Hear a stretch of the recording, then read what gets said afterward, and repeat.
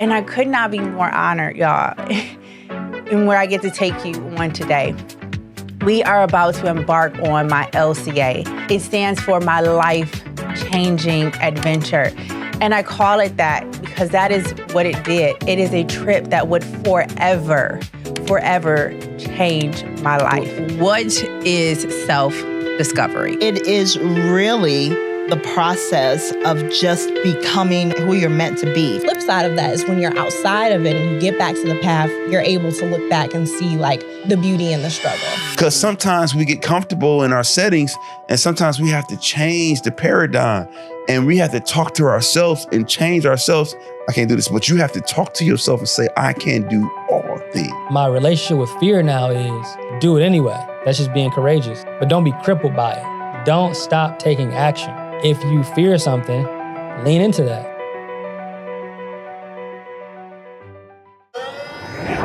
It's a journey worth traveling, your space for raw conversations and soulful insights around life's journey.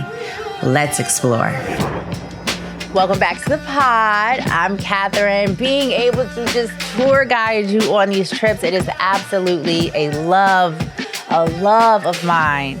Crew, can you believe it has been a year? A whole trip around the sun. Thank you so much for rocking with us. Whew. Okay, let's try to get through this without going into the ugly cry. I don't know if I ever told you this, but this room used to be a storage room. There was all these plastic containers with files in them, stacked all the way up to the ceiling. And we came in here and we turned it into this. We dealt with mold, having to like completely rehab this room, carpet, paint, bringing in all the equipment, furniture. But it has gone from a storage room to a room where we've been able to tell stories. And that feeling is really a blessing. You know, it's incredible how something can be downloaded into your spirit from God. He gives you the team, the resources, and then you see how that vision, when you put forth the effort and have the faith, how you're able to bring it to fruition, how you're able to actualize it, how you're able to manifest it. And this moment is, honestly, it feels surreal. And I'm trying to just sit in it for a second because like I'm constantly going. But it's like, Kat, just take a moment, you know, like I always tell that to everyone else. I'm like, take a moment to just enjoy. And I rarely do that. So I'm taking this moment just to sit in all the amazingness of this space and what it has been able to curate and what we've curated. And I appreciate your role in that. As amazing as it's been, it's also been extremely confronting just because, you know, purpose is so deep and it truly cuts both ways. Meaningful doesn't mean easy. Purpose doesn't mean easy. In fact, I would argue it means a lot of work because a lot of heart goes into it. And when you care about something, you put a lot of work into it. And so that's what we've done. We've shown up every day and we've put in a whole bunch of work. And I just really hope that you've been able to feel that work and that love that we have just been pouring into this podcast. What I didn't realize, though, honestly, is how confronting the work was going to be, if I'm being 100% honest. Every episode, I feel like it has shed a layer of old. And I'm having to constantly go through this pruning process to step into what is new, what is the evolving and the healing version of myself. With the Purpose episode, we shot that back in August of 2023. It was so many production issues because it was the first. And I sat on it for over, like a year and a half. And that was a whole thing. Just continuously trying to relinquish the control, the perfection, the ego, the perception, all of that. You know, I never want to be that person that just talks about the healing, the self-discovery, the self-love, but I'm not actually doing it. But doing the work is work. Right now, even. You know how normally this wall has an image projected? Well, I came in here and the projector wasn't working. I fooled around with it for about a day and just realized that somehow I got a limit of a projector and had to purchase a new one. I won't get it for another week or so.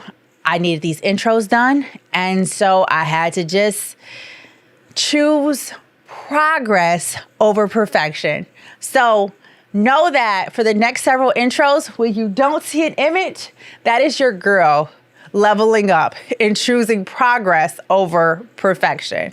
So that is the perfect segue to hop into some of these trip highlights. And crew, I will see you on the other side. Let me just hop in this and tell you how incredibly full my heart is on today. And my heart is full because not only is this the first episode, and I am so incredibly excited to see what all this season has to extend to us, but not so long ago, your girl happened to be in another season that was not so great. It was the lowest valley of my life.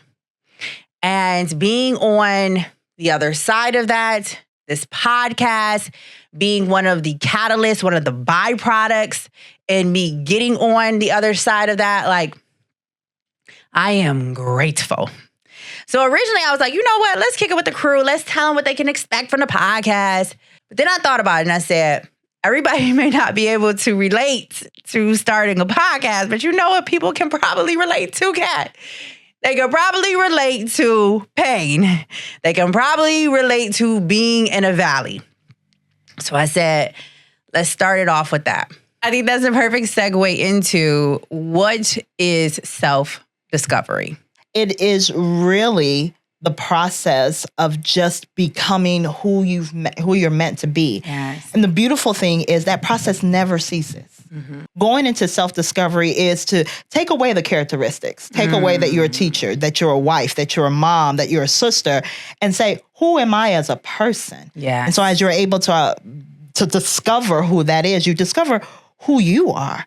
And when you discover who you are, there isn't anything that can sway you to be anything different. Mm-hmm. If you're a singer, I can't tell you to sit out here and sell fish at the fish market. Right. It's just not going to connect. And no matter how much I try and tell you that, no matter how much I try and force that on you, when you know who you are, you can be like, that's not me. Yes. That can't be me. Yeah. Because I know who I am. Let's say if we aren't in that phase or in that space of self-discovery, how is that ultimately impacting us? One thing I will say is that life is so gracious to always provide moments where we can pivot. It's like driving down a road. We have all of these maps. You know, if I'm trying to go to a particular place, I have to go down certain roads. And we are, I believe, just natural beings of wanting to experience life. Trauma aside, we want to experience life. And so life will always provide us those pivotal moments. And some of them are traumatic.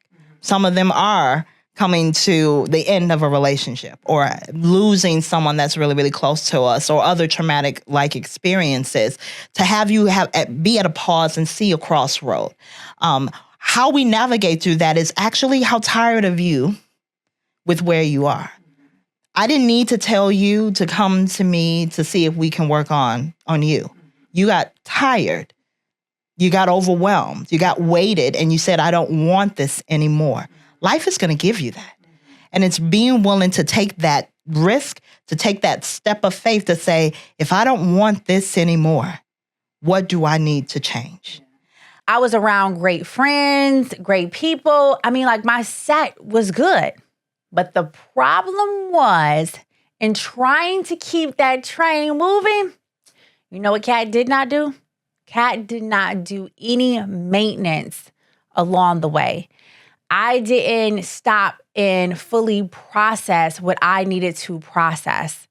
So when everything popped off in Chicago, it was so easy for me to retrace back into the valley. Because if you don't deal, how can you really heal? So I had to ask myself, like, Kat, were you ever out of the valley? I mean, I know you thought you were, but were you really? Crew, what you think? Like, if you haven't dealt with the things that put you in the valley, can you officially say that you're out of the valley? I don't think so. And the reason why I wanted to stop here and explore a bit is because I believe that that is a lot of our stories where we have just had some flagrant, some foul, some really negative things happen to us. And the thought is, you know what? Like, I am just going to keep the train moving. And I get it because I am a keep the train moving type of girl. But here's the thing. If we do not stop at the station, if we do not do the maintenance along the way, eventually the train is going to derail. And that is why I really wanted to just take this moment to encourage us all to process. Because if you do not deal, you cannot heal. Time I was talking to my therapist and I was like, I'm just so overwhelmed. My work, my husband again. And I'm just like tired. I'm over. And you know, she said a couple of words to me that changed my life forever. She said, Jessica, nobody coming to save you. Just like that. She was like, nobody's coming to save you. You have to save yourself. You have to speak up when you're overwhelmed here. You have to tap out when you need to tap out. Yeah. You have to take the days off. Nobody is doing that for you. Yeah. You have to show up and rescue your own self. Yep.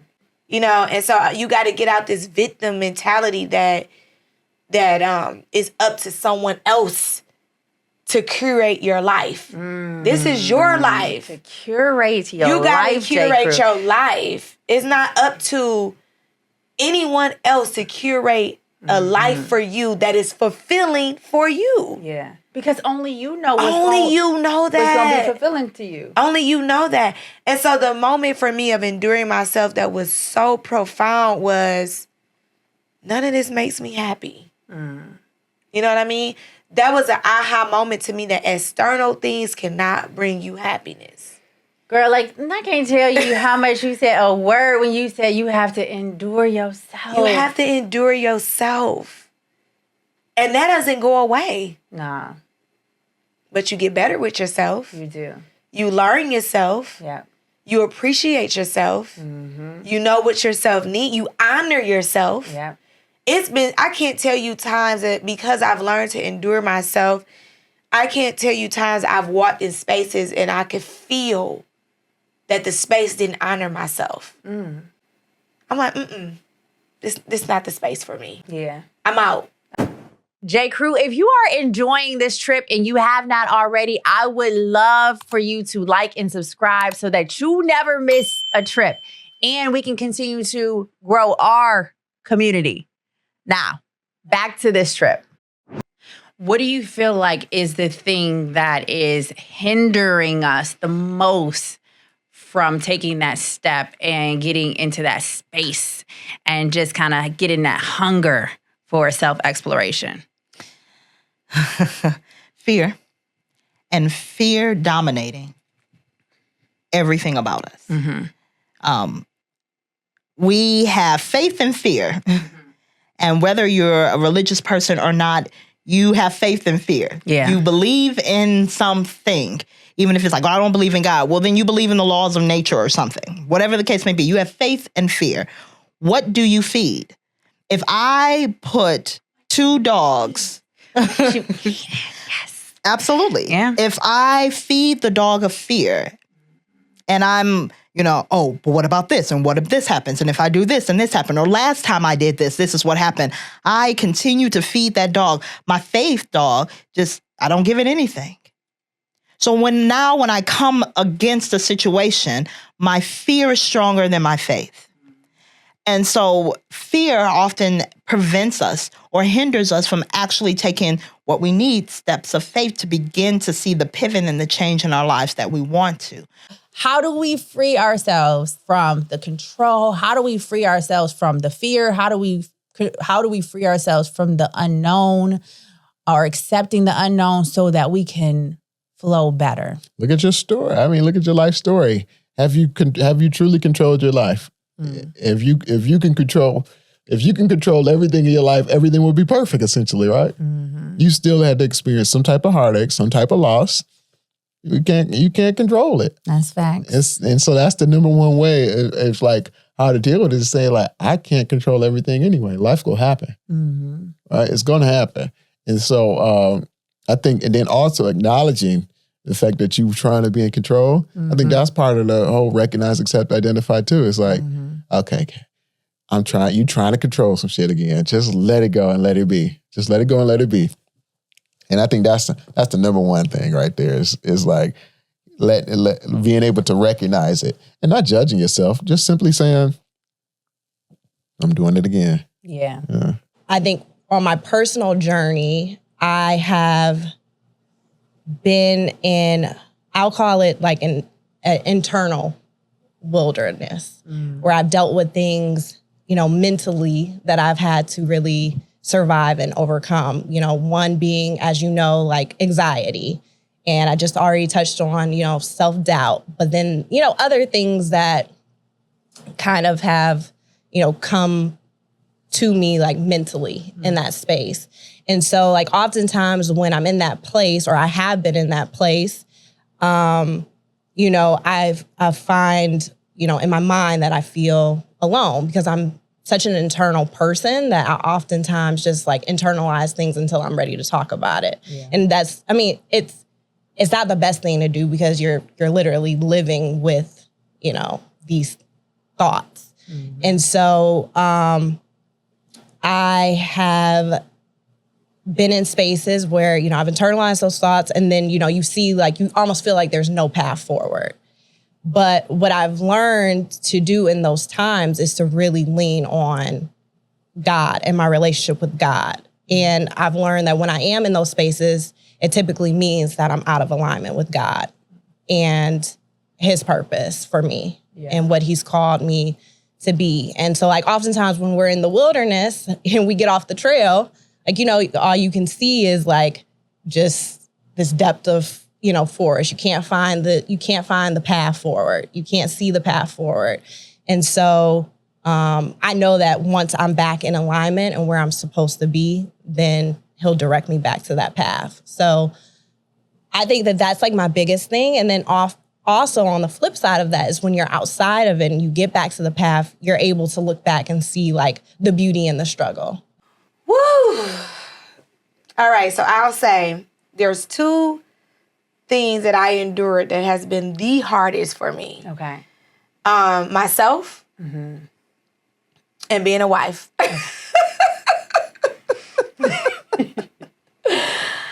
And so what's interesting about that question is I didn't realize that I needed to endure myself until I became a wife. Because I realized... What does that look like? I realized the way that I responded to things in a marriage was because of lack of worthiness to myself, if that makes sense. Absolutely. So because I didn't take the time to, people say you got to know yourself before you get married. Well, I did all of that at once. I was learning myself. I was learning marriage, and I also was learning how to be a mom. When I walked down the aisle, I was 6 months pregnant. So it was like all at once. I was enduring all of those titles at once. And so I think that the question of like, how has enduring myself allowed me to be a mom and wife? I would have to say when I realized that I needed to endure myself because I responded in a marriage that was starting to be unhealthy due to lack of self. If that makes sense. Absolutely. I hope people track it. It's a lot to unpack. No. It's a lot to unpack. But I realized that the trajectory of our marriage was in an unhealthy space due to lack of self-awareness and lack of knowing thyself, I realized that in order to make a marriage work, I have to spend some more time with myself while I'm in the marriage, right? Because so for me, I'm trying to unpack it all at once, but for me, just so I could give some context to what I'm saying about unhealthy, I will respond to love in a way of fighting. I fought against love. Love to me looked like dysfunction. Love to me looked like hurt. Love to me looked like pain. You know, because that's how I loved myself. I listen. So for me, I responded to love in that way, right? And so when I didn't know how to accept it, you know what I mean? And so it was so hard for me to accept love. I just wanted to fight against it. And then I had to say, dang, like, what is wrong? Sis, what is wrong? And our marriage had got to a place where it was so unhealthy that I had to take a step back and say, let me endure myself for a moment. Let me understand why I feel like I gotta fight for love too. Yeah. You know what I mean? The most important part of marriage, right, for the listeners is that, or any relationship, don't bullshit yourself.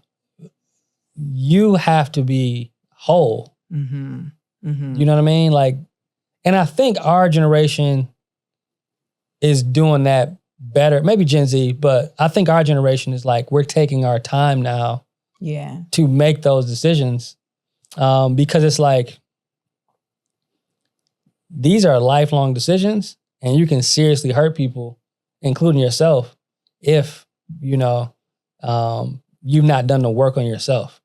It really is two whole individuals deciding to work together, you know, to fulfill their mission in life, you know, and doing that together and supporting one another. But if you got one almost full individual, one person that's not full at all, shit's gonna get fucked up. Yeah, it's conflicting. Why do you think you haven't been able to find anyone?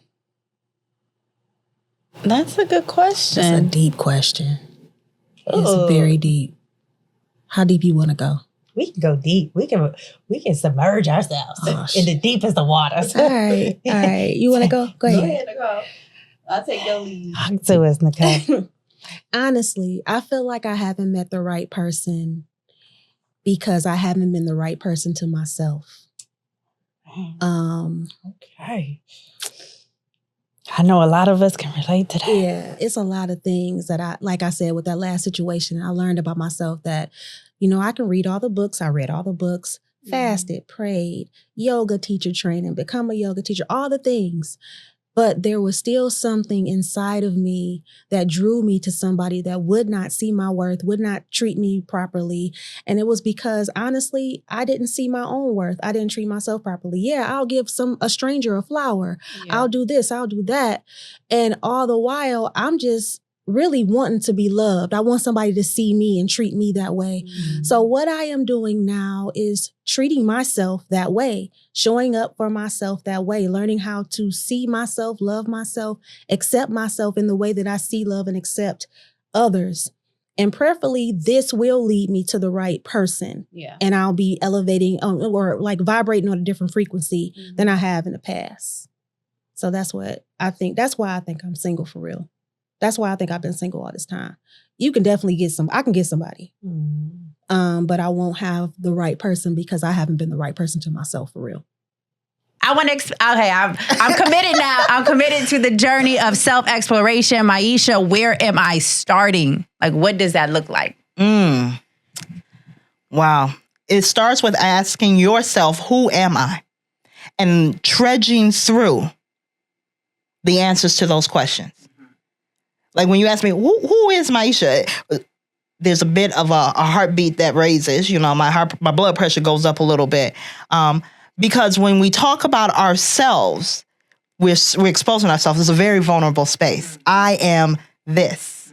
You know, if the people don't associate with that, if they don't connect with that, then that puts me at a disadvantage if I'm worried about what other people think. Part of the journey of self-discovery is being willing to authentically ask yourself the question and to hell with what everybody else thinks. It has to start there, because else we make moves. Well, so-and-so's not going to like this. This is not a good time for them. If I go out of town, if I try and do this, what do you want? Who are you? And if who you are and what you want are vastly separate from each other, how? Yeah, how we merge it. How we merge it. Yeah.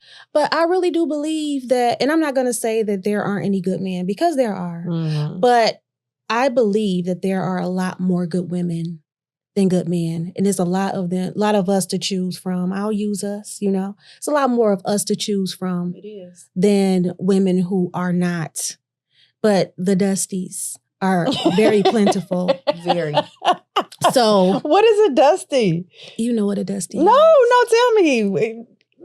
For those that may not know, what's a dusty? A Nicole? Dusty, in my opinion, in my definition of a Dusty, Yeah.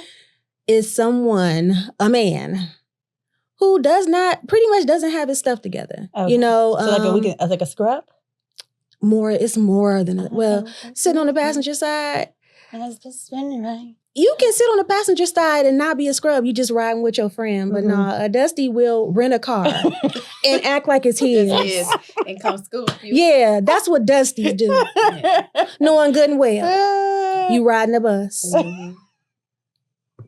Well, I just be Ubering. Nah, bro, you ain't got no car.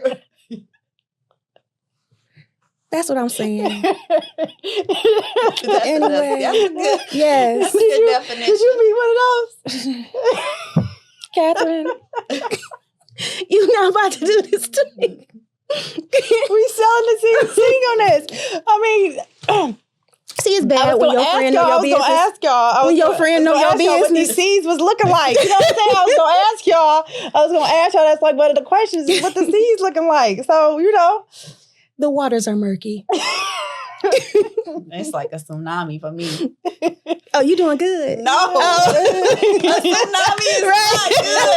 Oh, so like a natural disaster. Yeah, okay. Natural disaster. Okay. Disaster out here. Okay. The next question from one of the crew members is, why is it an issue for a man to hold a woman to a standard or have expectations these days? Say that again. Run it back. Why is it an issue for the man? Mm-hmm. So this woman, she having problems with this man having standards and expectations.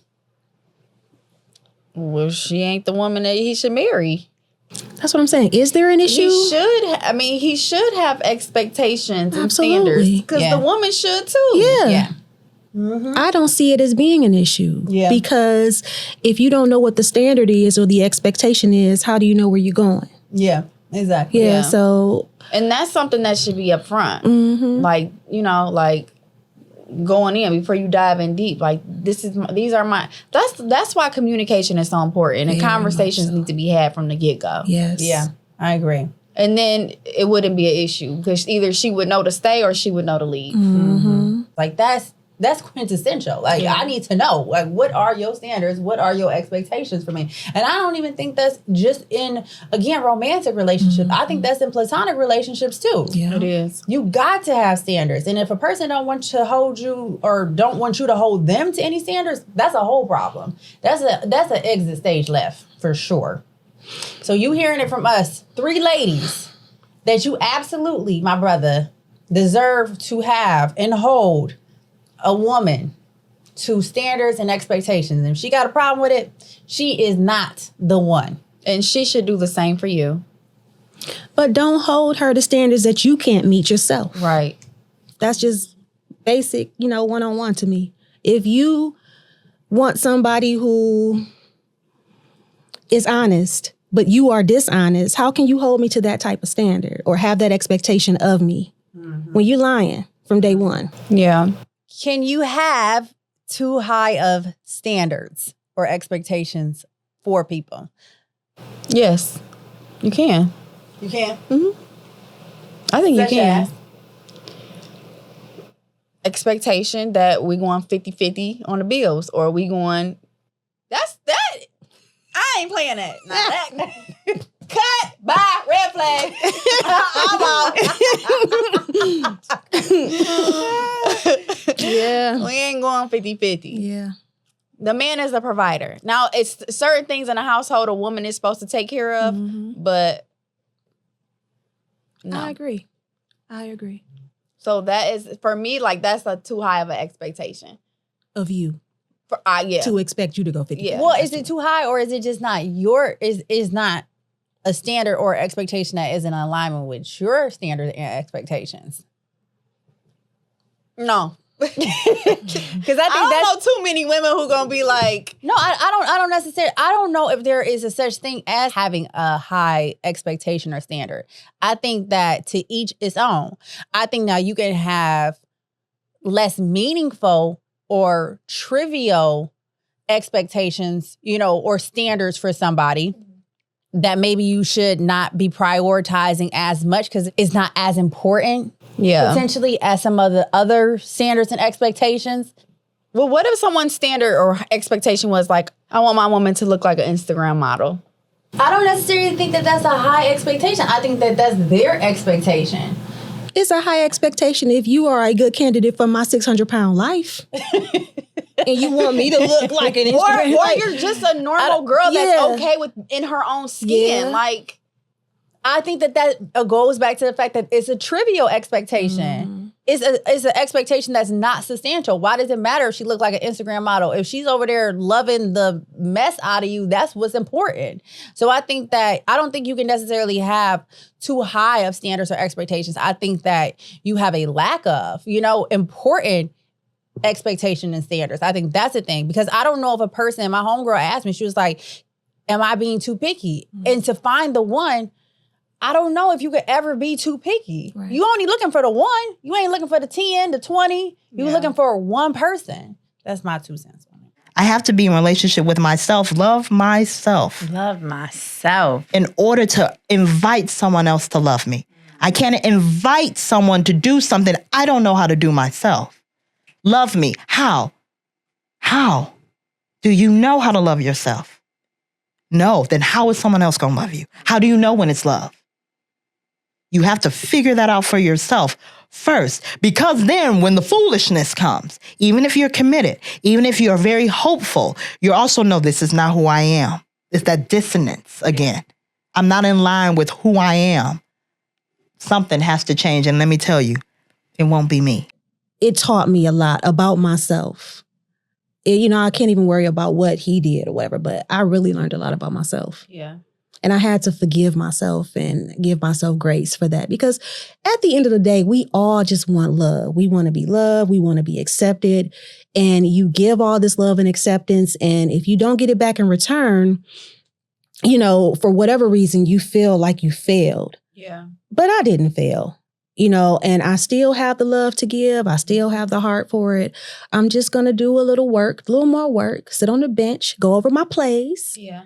And then I'm going to move forward. I'm going to come out with a better game. And you learned from it. And that's the biggest thing. I did. Yeah. I did. I learned a lot about myself, for real. And I feel like when you go through relationships that don't work out, like, it makes you understand what you want, what you don't want, what you can deal with, what you can't deal with. So, that's the beauty of it. And you cannot date from a spirit of desperation either. Whereas non-attachment means that I was never attached in the first place. So I can enjoy our conversation right now, and 2 days later, you can be having a bad day. And I was like, damn, Catherine was nice the other day. What's going on with her? It's like, she's having a bad day today. So I wasn't attached to how you were today. I just enjoyed what today is. I'm not tying this in and saying she's a great person, just like I'm not saying you're a terrible person because you had a bad day. I think that's the coolest thing about non-attachment, and it gives people an open slate to be themselves in the moment, including yourself. So I don't have to like be afraid of heartache because I know that it's a possibility when you enter love. I don't have to be afraid of failure because I know it's a possibility when you enter any type of like new engagement or any new art form that you want to put yourself out there for. So understanding both ends of the stick, good and bad, and saying I'm okay with it, and understanding it's just simply an energy, and it's going to pass regardless. That good feeling is going to pass, and that bad feeling is going to pass. That's the beauty of non-attachment to me. Yeah, see, it is. It definitely is, and it sounds beautiful, but that is challenging. It's hard. Especially like when the emotions start taking a hold. So how do we control that part of it? Like, how do you control the emotions of it all? That's so cool. So now that's what we meditate for. That's what we do the yoga for. Okay. So a lot of people think that meditation and yoga and all this stuff is to empty your mind and be relaxed and be calm. But really what you want to do in any meditation, any yoga practice, is we want to be able to observe the fluctuations of the mind, both physical and mental. My biggest hurdle was like my subconscious mind. And The wilderness is going on in your mind. The wilderness that's going on in my mind as love these sounds.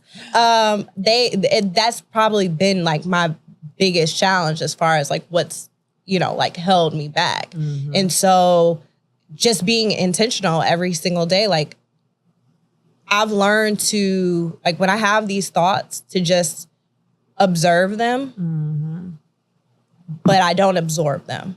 Because if I let something sit too long, it'll consume me. And so I acknowledge what that bee is saying. What we gonna do? We gonna tell it to what? Back up off me. Back up off me. Back up off me. Whoa. Back up off me. Whoa. Back up off me. Yeah. Whoa. Yeah. Back up off me. Yeah. Whoa. Yeah. Okay, now we done told him to back up off of us. Then what, Chelsea? No, I was just gonna say, so, having dealt with, that bee, just be kind to yourself. Like, be patient with yourself. Give yourself grace. Be loving to yourself. Give yourself grace. Going back to what I was saying earlier, if I could be disciplined in this area when it comes to my job, when it comes to like my marriage, but I'm not necessarily disciplined when it comes to purpose, like, you can be disciplined. So why aren't you applying it over here?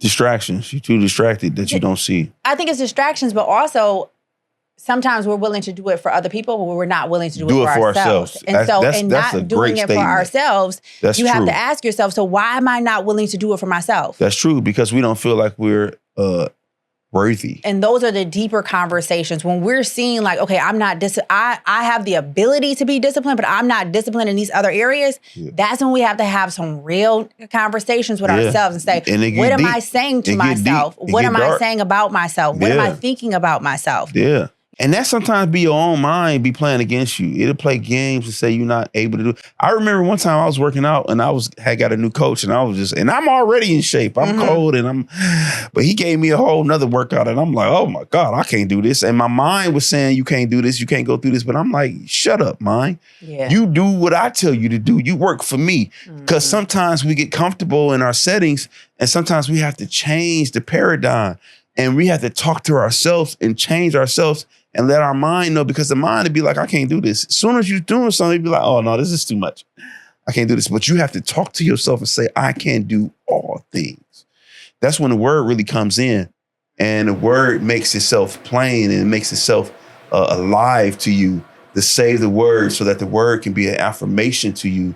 Because when you speak those things that are not as though they were, then the mouth trains the mind. Because you have to speak it to the mind, because the mind will tell you what you can't do. Yeah. It'll try to tell you ain't able. You look what the people was talking about you. They was talking about you about this. They was doing this about you.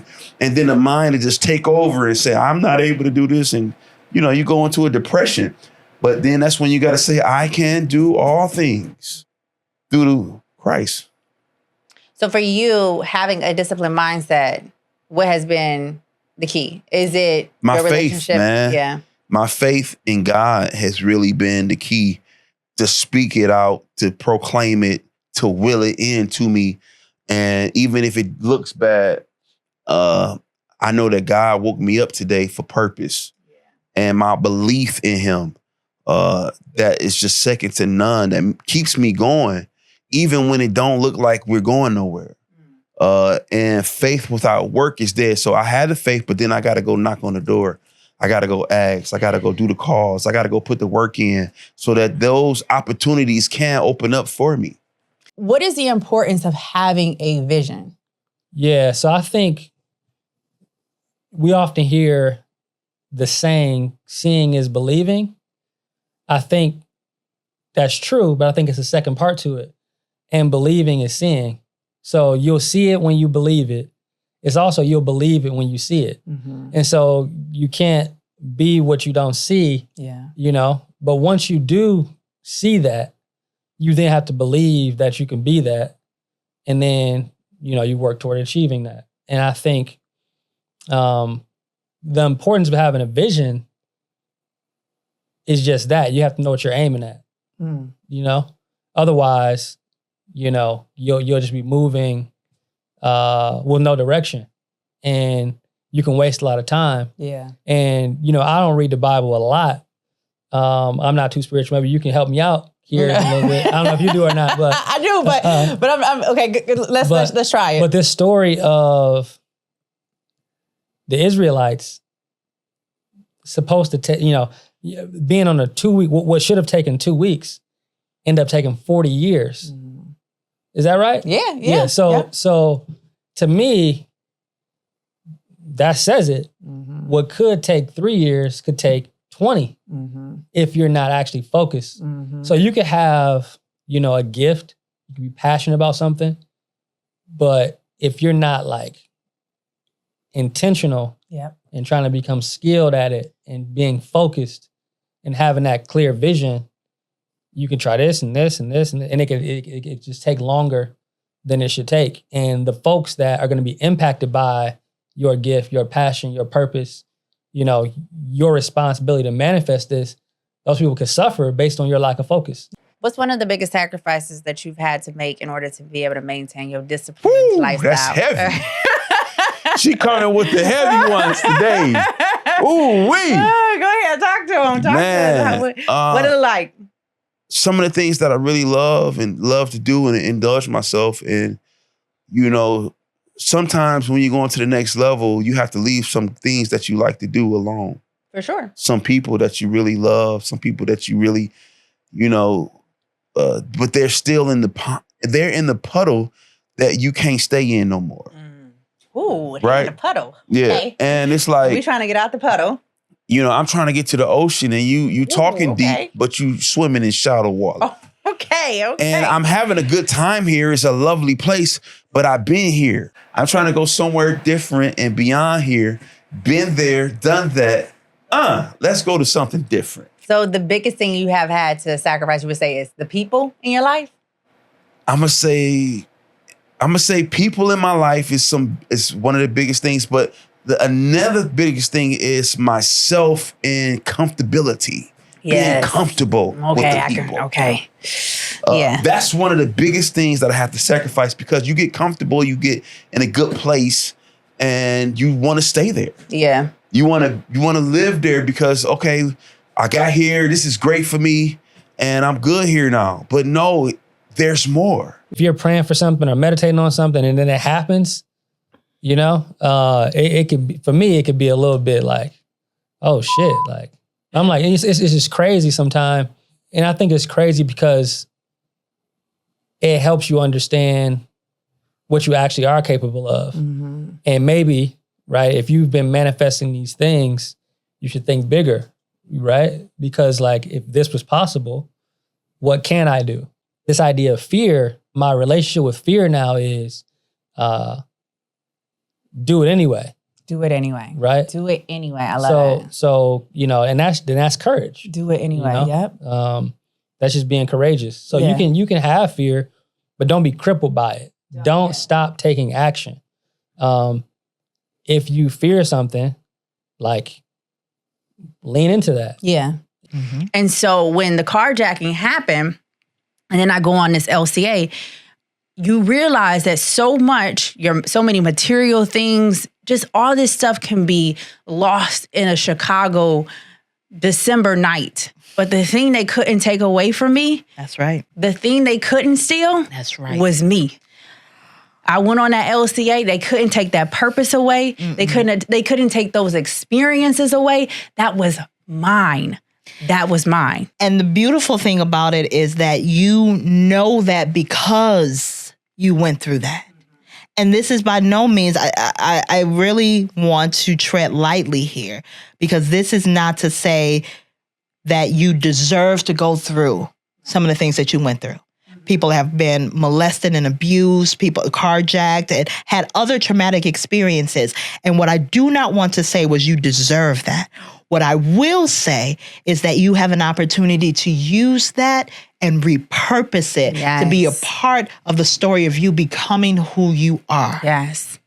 You're not responsible for all the things that have happened to you, but you are responsible. Yes. Oh, that's beautiful. And it is beautiful. It's a very beautiful story.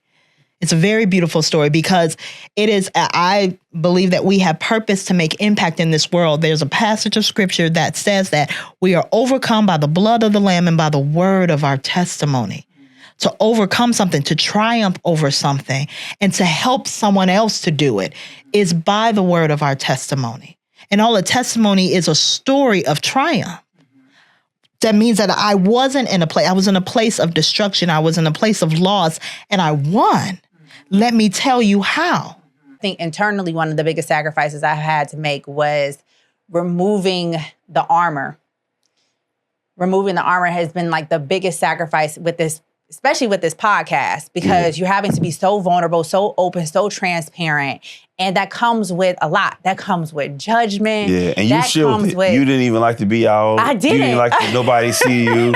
I'm like, yo, you got an Instagram? You're like, no, you out on, you wouldn't, and that was you. So me being here with you was just like phenomenal, because I know who you are. And I know it's not about people. It's about you, and you don't like to be seen. You don't like to be out on the broadcast for people to be talking about you.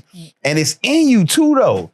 You know what I mean? It ain't just on you, and it's in you to be in front. It's in you to lead. And most of the time, the people that don't want to do it is the ones that God chooses to do it.